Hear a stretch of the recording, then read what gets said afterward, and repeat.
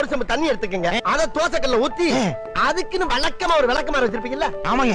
வரட்டு வரட்டு வரட்டுன்னு ஒரு 4 இழுப்பு இழுத்து ஒரு கிண்ண நிறைய மாவு எடுத்து பெரிய ரவுண்டாவும் இல்லாம சின்ன ரவுண்டாவும் இல்லாம பொதுவா ஒரு ரவுண்ட ஊத்தி 4-5 வெங்காயத்தை போட்டு பொடி பொடியா நறுக்கி அப்படியே மேலாப்ல பரபர தூவி விட்டு சரிங்க. ஒரு நீளமான கேரட் அதையும் பொடி பொடியா நறுக்கி சரிங்க. அப்படியே மேலாப்ல பரபர தூவி விட்டு 16 கரண்டி நெய் எடுத்து சரிங்க. அதுல 6 கரண்டி நெய்ய உள் சைடு அப்படியே லேசா விளாவி விட்டு சரிங்க. 10 கரண்டி நெய்ய தோசைக்கு வெளி சைடு அப்படியே மேலாப்ல விளாவி விட்டு சரிங்க. இட்லி பொடி இருக்கு பாத்தீங்களா, அத அப்படியே அள்ளி மலை சாரல் மாதிரி அதை மேலாப்ல பரபர அப்படியே பேய விட்டு சரிங்க. பொத்துனாப்ல அப்படி ஒரு பருத்து இப்படி ஒரு பருத்து அப்படி பருத்தி விட்டு அப்படியே ரெட்டி கலர்ல முருக விட்டு அழகா மடிச்சு கமன்னு ஒரு ஊத்தப்பத்தை எடுத்துட்டு வாங்க சரிங்க. ஆண்டி இப்ப ஆண்டனா திருப்பி பாருங்க ஆண்டி. கொஞ்சம் லெஃப்ட் பாண்டி. இப்ப ஆண்டி கொஞ்சம் ரைட். சரி ஆண்டனா திருப்புப்பா. இப்ப பாருங்க ஆண்டி. தெரியலையே.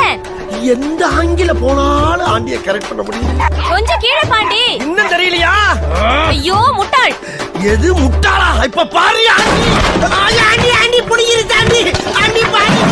ஐயோ ஆண்டி ஆண்டி ஆண்டமா ஆண்டி காப்பாத்துங்க ஆண்டி.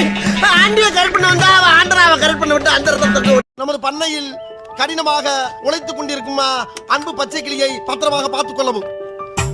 ஏனென்றால் அவன் என் கண்ணுக்குள்ளே திரிகிறான். அதுபோக அவன் மாடு மேய்க்கும் போது அவனுக்கு வெயிலில் நடக்க விடாமல் அவனுக்கு ஒரு புல்லட்டு வாங்கி கொடுத்து பேண்ட் செட்டும் வாங்கி கொடுத்து ஒரு தொப்பியும் வாங்கி கொடுத்து அவன் போட்டுக்காரியா அவனை அவனை அழகு பார்க்குமாறு மிக தாழ்மையுடன் கேட்டுக்கொள்கிறேன். அதுபோக அவனை கயிற்று கட்டில் போட்டு வெளியில் படுக்க விடாமல் ஒரு பஞ்சுமத்தை வாங்கி கொடுத்து அவனுக்கு ரூம்பு போட்டு ஏசி போட்டு தருமாறு கேட்டுக்கொள்கிறேன். இவ்வளவும் போக ஒரு முக்கிய குறிப்பு, நமது குடும்பத்துக்காக கடினமாக உழைத்துக் கொண்டிருக்கும் அந்த ஒப்பற்ற ஜீவனை நாம் பத்திரமாக பார்த்துக் கொள்ள வேண்டும்.